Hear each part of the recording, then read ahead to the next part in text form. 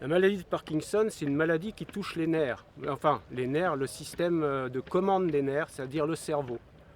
Dans le cerveau, il y a des endroits, ce sont des cellules qui commandent l'ensemble, qui commandent aux nerfs. Et ces endroits de commandement ne fonctionnent pas bien. Voilà. Ça peut faire mal, effectivement. Il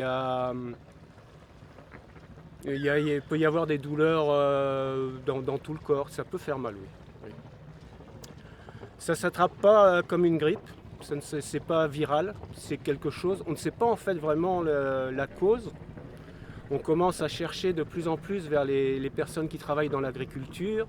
D'ailleurs, c'est reconnu maladie professionnelle dans le monde agricole. Et il y a de plus en plus de recherches sur les peintures, les choses comme ça. Mais on ne sait pas vraiment comment ça s'attrape. Ce que l'on sait, c'est que ce n'est pas familial, c'est pas génétique. Enfin, c'est très peu génétique. Il y a une personne sur 10 où ça va être génétique. C'est-à-dire génétique, ça veut dire que quelqu'un qui... Par exemple, ma grand-mère avait Parkinson. Donc on pourrait dire que c'est génétique. Mais j'ai fait la recherche et on sait très bien que c'est pas génétique chez moi. Ah bah ça c'est quelque chose, c'est une question, la question de la vieillesse et de Parkinson. Pour beaucoup de personnes, Parkinson, ce sont les personnes âgées en fin de vie. C'est pour ça qu'on en parle assez peu, on se dit à la limite c'est normal. Mais il faut savoir que de plus en plus de personnes jeunes attrapent Parkinson. Je dis jeunes, ce sont des personnes qui ont moins de 30 ans, moins de 40 ans. Moi j'ai été détecté à 57 ans. Alors est-ce qu'à 57 ans je suis vieux ? Pour vous qui avez peut-être 10 ans, qui me regardez, oui je suis vieux, mais non, je pense pas. Des choses que je ne peux pas faire, pour l'instant j'essaie de me forcer à faire les choses dans lesquelles je suis limité. Notamment au niveau équilibre, bon, on va y avoir des choses où j'ai un équilibre un peu bizarre. J'ai aussi des phénomènes, donc comme un interrupteur, on appelle ça, ils appellent ça, bon, c'est la mode d'appeler beaucoup de choses en anglais, c'est le phénomène on-off. En fait, c'est comme un interrupteur, un coup ça marche, un coup ça marche pas. Et moi j'ai beaucoup de ça, c'est-à-dire que je peux être très fatigué d'un seul moment et ne plus pouvoir rien faire. Oui, je prends des médicaments. Et je prends des médicaments toutes les 4 heures. Ce sont des petites gélules.